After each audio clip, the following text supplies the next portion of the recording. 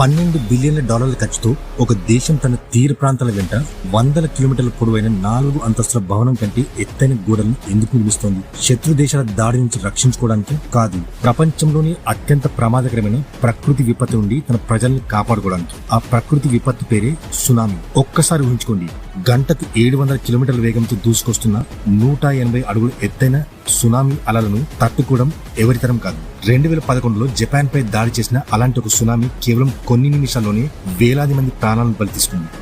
2 లక్షలకు పైగా ప్రజలు తమ ఇళ్లను కోల్పోయారు మరియు ప్రపంచ చరిత్రలో అత్యంత ఖరీదైన ప్రకృతి విపత్తుగా మారింది. కానీ ఈ విపత్తు తర్వాత జపాన్ ఒక సంచలన నిర్ణయం తీసుకుంది.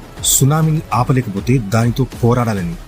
అలా ప్రారంభమైంది ప్రపంచంలో ఎప్పుడు చూడని ఒక మెగా ఇంజనీరింగ్ ప్రాజెక్ట్. 15 మీటర్ల ఎత్తైన సీ వాల్స్, సముద్రపు అలలను ఆపే బ్రేక్ వాటర్స్, ఇంకా సునామీని ఎదుర్కొనే ప్రత్యేక నగరాలు. కానీ అసలు ప్రశ్న, ప్రకృతి సృష్టించిన ఈ మహా విపత్తును మనిషి నిర్మించిన గోడలు నిజంగా ఆపగలవా? లేదా మరో భారీ సునామీ వస్తే జపాన్ మళ్లీ అదే భయంకరమైన చరిత్రను ఎదుర్కొంటుందా? జపాన్ సునామీలతో చేస్తున్న ఈ అసాధారణ పోరాటం గురించి ఈ వీడియోలో తెలుసుకుందాం. సో ఈ వీడియో చాలా ఇంట్రెస్టింగ్ గా ఉండబోతుంది. చివరి వరకు ఖచ్చితంగా చూడండి.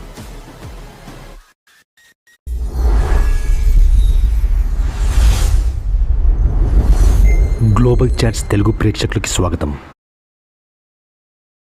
గత 1300 సంవత్సరాలకు పైగా జపాన్ పై సుమారు 143 సునామీలు విరుచుకుపడ్డాయి. వాటి ఫలితంగా 130,874 మంది ప్రాణాలు కోల్పోయారు. వీటిలో అత్యంత ప్రమాదకరమైనది 1741లో వచ్చింది. ఆ సునామీ అలలు 90 మీటర్ల ఎత్తుకు చేరుకున్నాయి. దురదృష్టవశాత్తు కాలం గడిచే కొద్దీ జపాన్ లో సునామీల ప్రమాదం కూడా పెరుగుతుంది. కేవలం 2022 సంవత్సరంలో 300 కంటే ఎక్కువ భూకంపాలు రికార్డయ్యాయి. అంటే చాలా సార్లు ఒకే రోజు 3 నుండి 4 భూకంపాలు సంభవించాయి. ప్రపంచంలో భూకంపాలు సర్వసాధారణంగా సంభవించే ఏకైక దేశం జపాన్ అని చెప్పొచ్చు. అందుకే అక్కడ స్కై స్కేపర్స్ భవనాలను ఎర్త్ క్వేక్ రెసిస్టెంట్ టెక్నాలజీతో నిర్మించడం కంపల్సరీ. 2000 నుండి 2022 వరకు జపాన్ 5 ప్రమాదకరమైన సునామీలను ఎదుర్కొంది. వాటిలో 2011 నాటి సునామీ అత్యంత ప్రాణాంతకమైనది. 2011 మార్చి 11న ఒషికా పెనిన్సులా 72 కిలోమీటర్ల తూర్పున సముద్రంలో 9.1 మాగ్నిట్యూడ్ భూకంపం సంభవించింది. ఇది దాదాపు 6 నిమిషాల పాటు కొనసాగి ఒక భయంకరమైన సునామీకి కారణమైంది. ఇది ప్రపంచంలో 4వ అతిపెద్ద భూకంపం కాగా జపాన్ రికార్డ్ హిస్టరీలో అతిపెద్ద భూకంపం. దీని ఫలితంగా సముద్రంలో 55 మీటర్లు అంటే 180 అడుగుల ఎత్తు వరకు సునామీ అలలు ఏర్పడ్డాయి.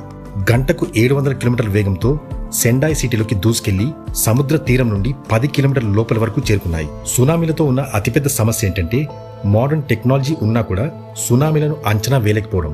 అందుకే సునామీ గురించి కేవలం 8 నిమిషాల ముందు వార్నింగ్ వచ్చినా కూడా సెండాయ్ ప్రజలకు అక్కడి నుండి తప్పించుకునే అవకాశం కూడా దొరకలేదు. ఈ సంఘటన ఫలితంగా 2,28,000 మంది తమ ఇళ్లను కోల్పోయారు. దాదాపు 15,000 మంది ప్రాణాలు కోల్పోయారు. ఒకవైపు ఎమర్జెన్సీ సిచ్యువేషన్ ఉండగా మరోవైపు ఫుకుషిమా న్యూక్లియర్ పవర్ ప్లాంట్ కూడా ఫెయిల్ అవడంతో డేంజరస్ న్యూక్లియర్ డిజాస్టర్ సంభవించింది. ఈ సునామీ వల్ల జపాన్ కు మొత్తం $235 బిలియన్ నష్టం కలిగింది. అందుకే దీన్ని ప్రపంచంలో మోస్ట్ ఎక్స్పెన్సివ్ డిజాస్టర్ గా కూడా పరిగణిస్తారు. అయితే ఎందుకెప్పుడు సునామీలు జపాన్ పై దాడి చేస్తాయి అనే ప్రశ్నకు సమాధానంగా జపాన్ యొక్క జియోగ్రాఫిక్ లొకేషన్ అని చెప్పొచ్చు. మీరు చూస్తున్న ఈ పసిఫిక్ మహాసముద్రం ప్రాంతమే ప్రపంచంలోని 90% భూకంపాలు, అగ్నిపర్వత విస్ఫోటనాలు మరియు సునామీలకు మూల కారణం. ఈ ప్రాంతాన్ని రింగ్ ఆఫ్ ఫైర్ అని పిలుస్తారు. ప్రపంచంలో అత్యంత యాక్టివ్ వాల్కనోస్ ఈ రింగ్ ఆఫ్ ఫైర్ లోనే ఉన్నాయి. ఇవి అనేక టెక్టానిక్ ప్లేట్స్ తో సరౌండ్ అయి ఉంటాయి. దురదృష్టవశాత్తు సరిగ్గా ఈ రింగ్ ఆఫ్ ఫైర్ మీదే జపాన్ ఉంది. అందుకే ఇక్కడ ప్రతి సంవత్సరం భూకంపాలు, తుఫాన్లు మరియు సునామీలు తరచూ వస్తుంటాయి. ఈ ఇబ్బందులన్నిటితో పాటు జపాన్ కు మరో సమస్య కూడా ఉంది. అదేంటంటే జపాన్ భూభాగం 70% కేవలం పర్వతాలతోనే నిండి ఉంది. మిగిలిన 30% ప్లెయిన్ ల్యాండ్స్ కూడా చాలా వరకు తీర ప్రాంతాల్లో మాత్రమే ఉన్నాయి.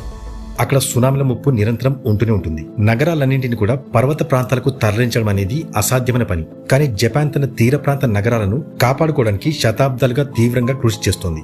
అధిక ప్రమాదమున్న ప్రాంతాలను కాపాడుకోవడానికి జపాన్ తీర ప్రాంతాల వెంబడి జైంట్ సీ వాల్స్ ని కూడా నిర్మించింది. ఈ సీ వాల్స్ చాలా కాలంగా జపాన్ తీర ప్రాంతాలను కాపాడుతూ వస్తున్నాయి. 1896 మరియు 1933లో జపాన్ లోని టారో గ్రామంపై భయంకరమైన తుఫాన్ దాడి చేసింది. కానీ ఆ గ్రామ తీర ప్రాంత రక్షణ వ్యవస్థ ఒక గొప్ప ఉదాహరణగా నిలిచింది. ఇక్కడ జపాన్ గ్రామాన్ని సముద్రపు అలల నుండి కాపాడడానికి 2.4 కిలోమీటర్ల పొడవు 10 మీటర్ల ఎత్తుగల 2 సీ వాల్స్ నిర్మించింది. ఆ తర్వాత జపాన్లోని ఇతర తీర ప్రాంత నగరాల్లో కూడా ఇలాంటి స్ట్రక్చర్స్ నిర్మించబడ్డాయి. కానీ 2011 సునామీ అలలు ఆ నిర్మించిన గోడల కంటే చాలా పెద్దవి. ఈ 10 మీటర్ల గోడలు చాలా వరకు సునామీ అలలను తట్టుకున్నప్పటికీ అనేక చోట్ల అలలు మొత్తం నిర్మాణాన్ని ధ్వంసం చేశాయి.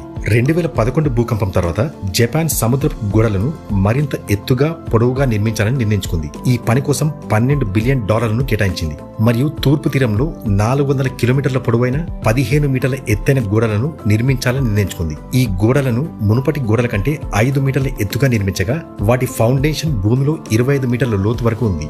వాటి వెడల్పు కూడా గణనీయంగా పెంచబడింది. అలాగే సునామీ అలలను ఎదుర్కొనేలా ప్రత్యేక స్ట్రక్చర్స్ మరియు డిజైన్స్ రూపొందించబడ్డాయి. ఈ ప్రాజెక్ట్ కోసం ఇంజనీర్లు సిమ్యులేటర్ సహాయంతో ఆర్టిఫిషియల్ సునామీని క్రియేట్ చేశారు. దాని ద్వారా అన్ని రకాల వేవ్ ప్యాటర్న్స్ ని గోడలపై టెస్ట్ చేశారు.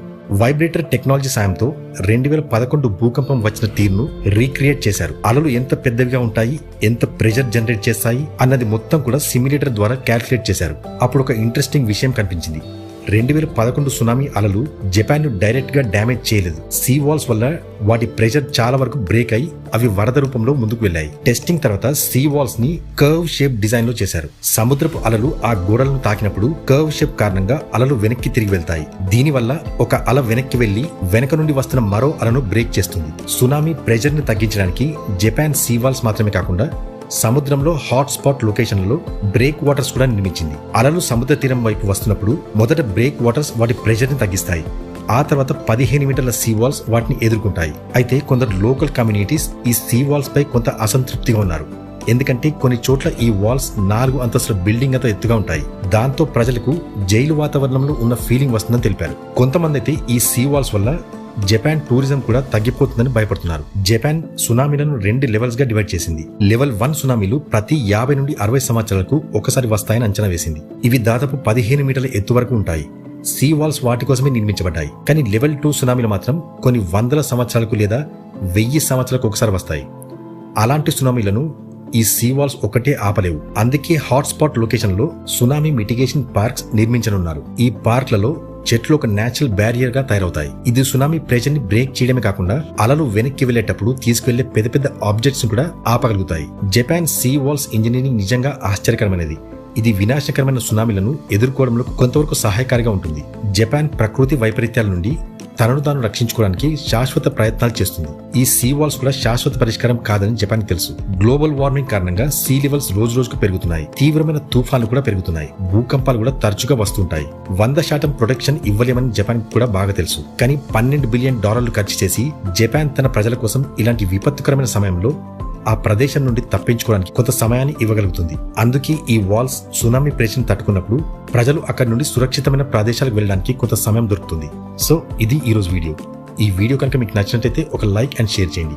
ఈ వీడియోపై మీ అభిప్రాయాన్ని కమెంట్ బాక్స్ లో తెలియజేయండి. ఒకవేళ మీరు మా ఛానల్ కి ఫస్ట్ టైం వచ్చి ఉంటే మా గ్లోబల్ చర్చ్ తెలుగు ఛానల్ ని ఖచ్చితంగా సబ్స్క్రైబ్ చేసుకోండి. ఎందుకంటే ఇలాంటి ఇంట్రెస్టింగ్ వీడియోస్ మిస్ కాకుండా ఉంటారు. మరో అద్భుతమైన వీడియోతో మేము ముందుంటాను. అంతవరకు సెలవు. నమస్కారం. Thanks for watching.